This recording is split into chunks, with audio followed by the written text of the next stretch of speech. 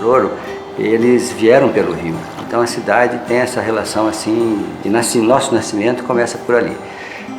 Ocorreu que a descoberta do ouro não foi nas cercanias do rio, foi um pouco mais afastado, foi aqui perto onde é a Igreja do Rosário hoje. Então o centro da cidade acabou se deslocando para cá, nós ficamos um pouco afastados, mas isso foi logo reposto porque a ligação era com o rio. Então ali se estabeleceram as empresas de navegação, enfim, o rio tem essa relação desde o início, mas quando o rio também deixou de ter essa função do transporte, a cidade foi se afastando e ficou nessa posição que a gente conhece hoje, que se mantém até hoje, um pouco da cidade de costas para o rio.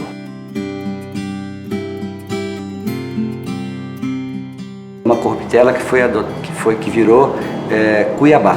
Então essa sonoridade em Cuiabá acabou sendo transformada em Cuiabá, né? Então veja só como a gente tem essa relação assim fundamental, eu diria, com o rio, né? Nossa identidade está ali. E é uma identidade Bororo, a gente não pode esquecer. Então, além de dizer que é o lugar onde se pesca com a flecha-arpão, onde estão aquelas pedras ali embaixo da ponte Júlio Miller, né? Então, veja só como a gente tem essa relação assim fundamental, eu diria, com o rio, né? Nossa identidade está ali. E é uma identidade Bororo, a gente não pode esquecer. Então, além de dizer que é o lugar onde se pesca com a flecha-arpão, onde estão aquelas pedras ali embaixo da ponte Júlio Miller, ela também, pelo próprio nome, indica que é uma palavra Bororo, que os Bororos estavam aqui. Então ela não diz só o lugar geográfico, não indica só o lugar geográfico, mas a identidade do povo que estava aqui.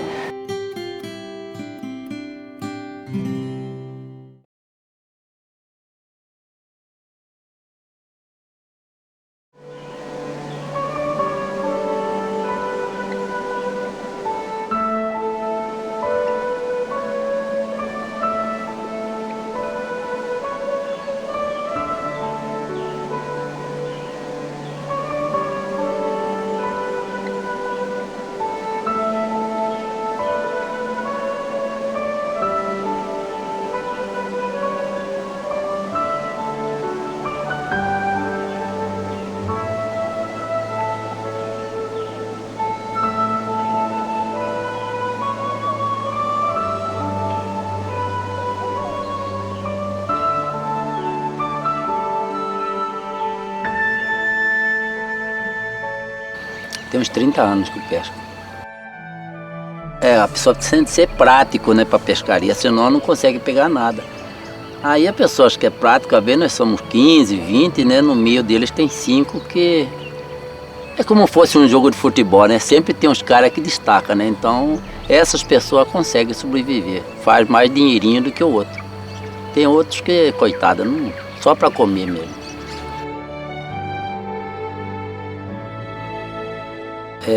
Eu morava na Ribeirinho, né? E fiquei desempregado uns tempos. Aí eu passei a pescar. Esse tempo a pescaria era boa, né? Dava para sustentar a família.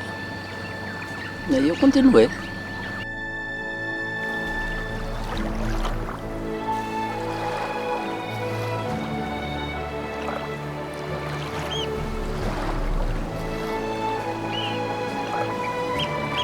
Cada ribeirinho tem sua reserva. Então nós temos uma reserva aqui do São Gonçalo e nós que participamos aqui, nós pescamos só nesse setor. Às vezes tem outra reserva para baixo, mas às vezes a pessoa lá não aceita bem a gente, né? Às vezes a gente vai lá porque tem amizade com algum, mas o certo é cada um na sua, né? Cada um no seu quadrado. Nós fazemos o possível aqui, né? Nós limpa, ajuda geralmente fazer a limpeza, né? Conservar ela. Por isso que cada ribeirinho tem sua reserva para evitar predador, né? Tem muitos caras que mexem com rede, com tarrafa, então nós cuidamos que tá essas casinhas aí, porque tem a turma do dia e a turma da noite. Se nós sair daqui, aí acaba tudo.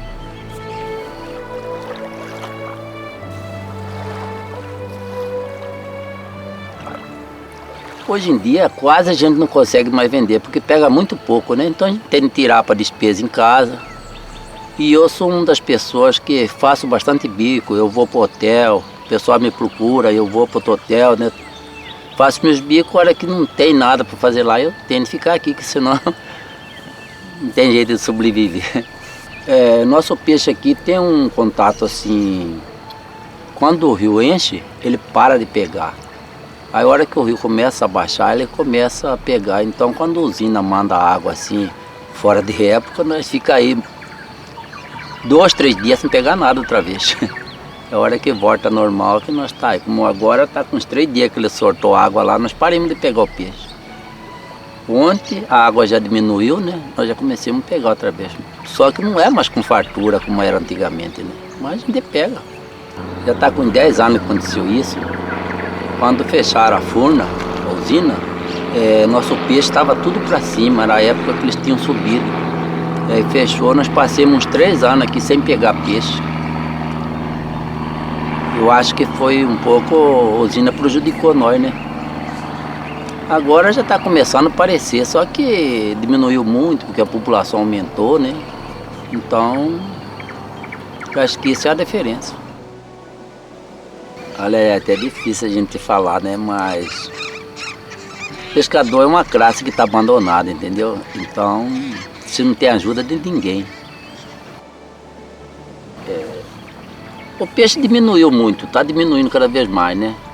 E o pessoal hoje em dia está fazendo mais questão para turista, né? Pesca alternativa, acho que rende mais para o governo, né? O imposto é mais.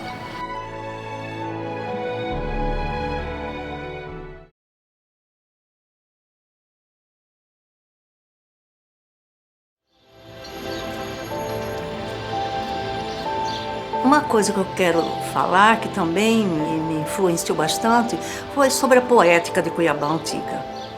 A Cuiabá Antiga tinha praça cheia de flores, era uma cidade onde todas as casas tinham quintais com flores e frutos. Então, as pessoas cultivavam os frutos e flores nas casas. As praças eram muito bonitas, cheias de roseiras, de flores diversas, tinha quiosque, tinha o coreto, né? O coreto e essas trepadeiras, flores assim diversificadas eram cuidadas por um jardineiro. Cada praça tinha um jardineiro. E eu acho que toda essa poética ajudava a população a ser muito mais leve, ter uma leveza da vida diante das dificuldades, dos problemas. E a musicalidade também. A musicalidade era muito forte no dia a dia de todos nós.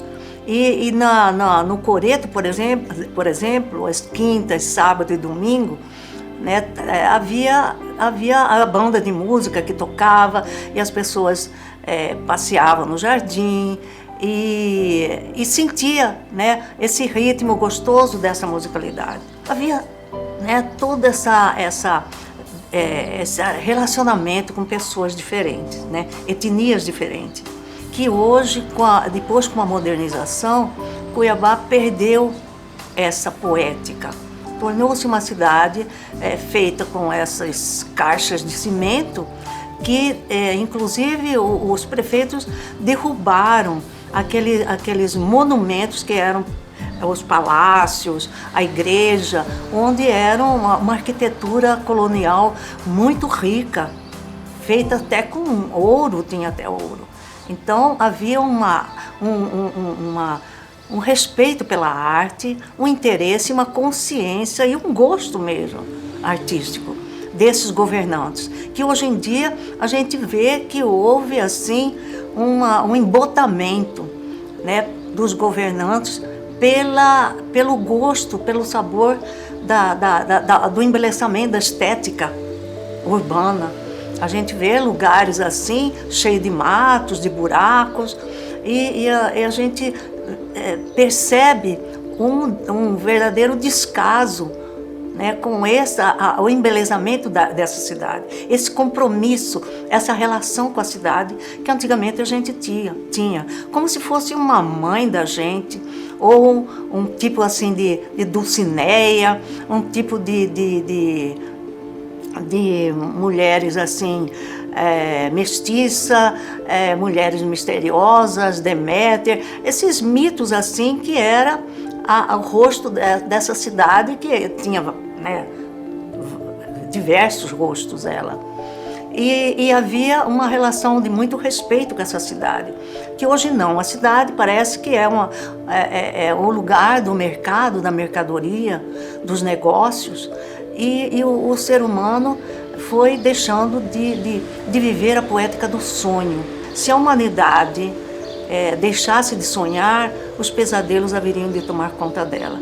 Eu acho que é isso que está acontecendo. Essa poética que é desprezada é a voz de um povo, a linguagem de um povo.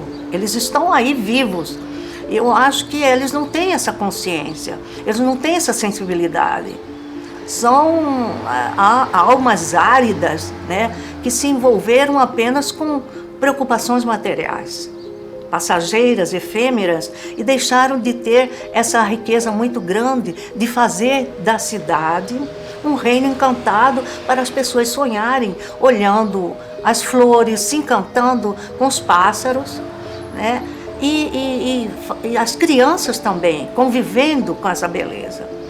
As praças estão sujas, imundas. Eu estive há poucos dias lá na Praça Alencastro e República, Praça da República, que eram lindíssimas, cheias de flores. Uma beleza, era cuidada com uma estética, com uma delicadeza e com uma ternura pelo jardineiro. Mas esses jardineiros já não existem mais, então são praças assim, dominadas pela sujeira, pela imundície, e eu fico muito triste porque mostra o descaso, né, e a perda da poética que deveria existir em cada ser humano. E quando ele deixa de ser um poético,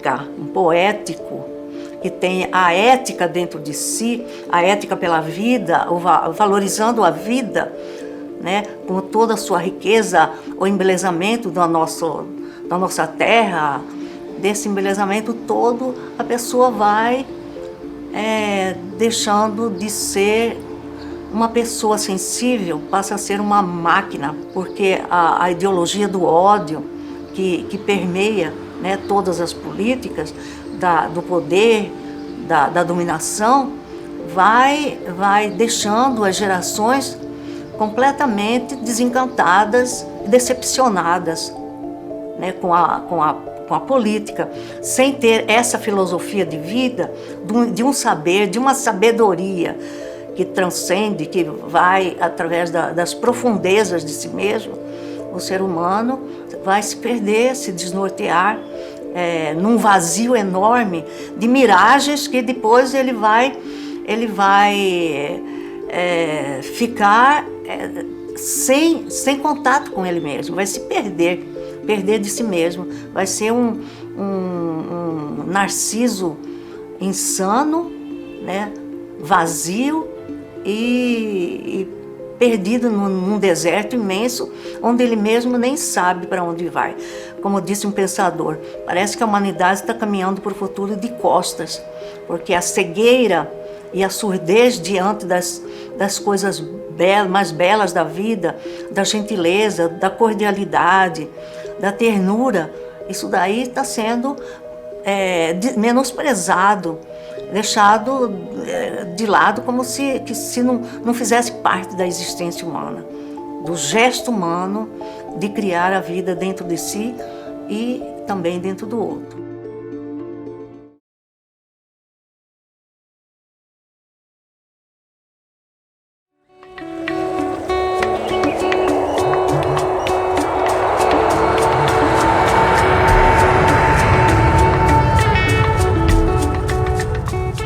Temos aí alguns estágios, né, desse desenvolvimento. Assim, Cuiabá ficou, né, no final do século XIX, né, até meados do século XX, assim, com um tamanho muito parecido, né, ela não mudou muito, né, até os anos 60 do século passado, né, até 1960, 1970, a cidade se mantinha.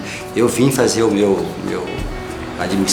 curso de admissão e a ginásio aqui em Cuiabá. Eu tinha 10 anos, Cuiabá tinha perto de 60 mil habitantes. Hoje nós temos mais de 600, né? 10 vezes ela cresceu nesse período da minha geração. Enquanto eu cresci, a cidade explodiu, né? De 60 para 600, então é uma coisa assim muito forte. Ninguém passa por isso sem sofrer, né? E Cuiabá sentiu assim uma agressão muito grande, né? Mesmo considerando as coisas positivas que vieram com toda essa mudança que acarretou, a chegada dos migrantes, né?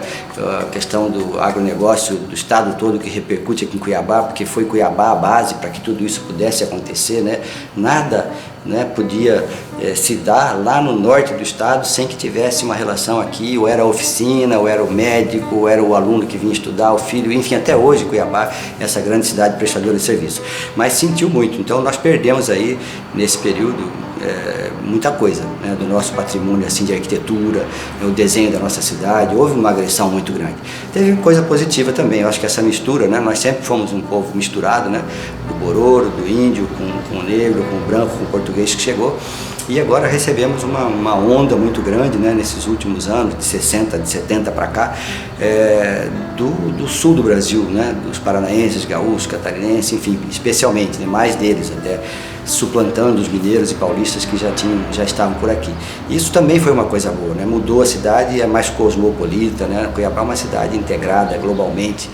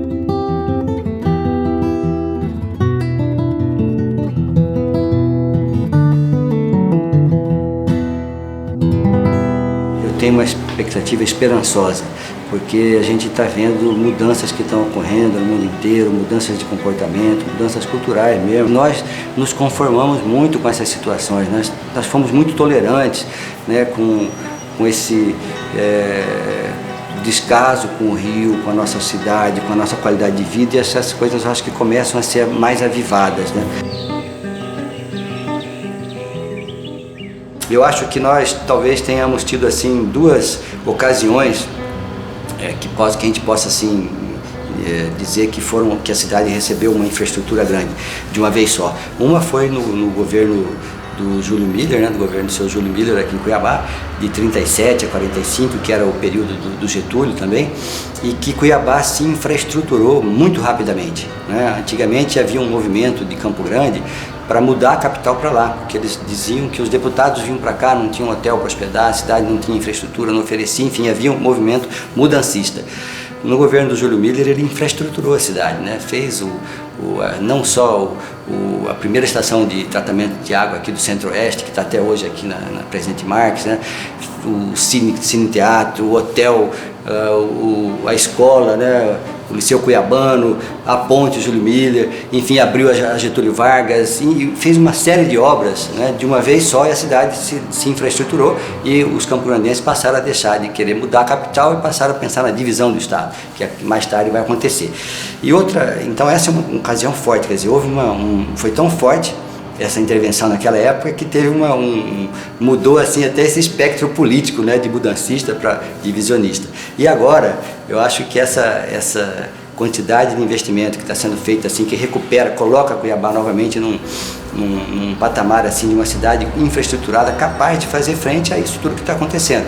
Cuiabá não deve parar, ela deve continuar crescendo mesmo depois da Copa. É fatal, é o destino, né? Nós estamos aqui no coração da América do Sul, no centro geodésico. Eu acho isso uma coisa assim de destino, né? Tanto lugar, tantos pontos, mas foi exatamente aqui no coração e está no centro da cidade. É uma praça, aliás, mal cuidada, né? A nossa praça, o Campo do Urique. Mas enfim, eu acho que esse é o destino. Cuiabá vai continuar crescendo muito. Passou, né, por essas fases de agressão. Hoje você tem um crescimento mais lento um pouco, continua crescendo, mas menor a intensidade. E sempre que eu falo de Cuiabá, e nessa relação com o Rio Cuiabá, eu estou assim, intuitivamente, né, falando de Várzea Grande, que nós somos Cuiabá e Várzea Grande, o rio nos divide, mas também nos une. O rio é o maior patrimônio que nós temos aqui, o Rio Cuiabá é um patrimônio riquíssimo. A gente pode falar assim horas aqui sobre as possibilidades de recuperação, né? Mas a principal é essa, não, né, começa com a atitude de cada um, de não jogar o lixo, de tomar esse cuidado. Uma ponta de cigarro que você joga no chão vai parar no Rio Cuiabá, vai pelo esgoto, vai para lá. Então são cuidados mínimos assim, né? A administração pública, a prefeitura, as duas prefeituras têm aí uma grande responsabilidade, né? Facultar as pessoas de irem ao rio e poderem ver o Rio Cuiabá, que a gente passa por sobre a ponte rápido, nós não temos espaço nas margens, né, para ver o rio, né? Isso dificulta essa relação. Então, facilitar esse acesso, estabelecer ali condições de recreação ou de serviços que possam ser colocados ali, hotéis, restaurantes, essas coisas que como acontece em todo lugar. Então, trazer o rio assim de volta para a cidade, que foi lá que tudo começou, né?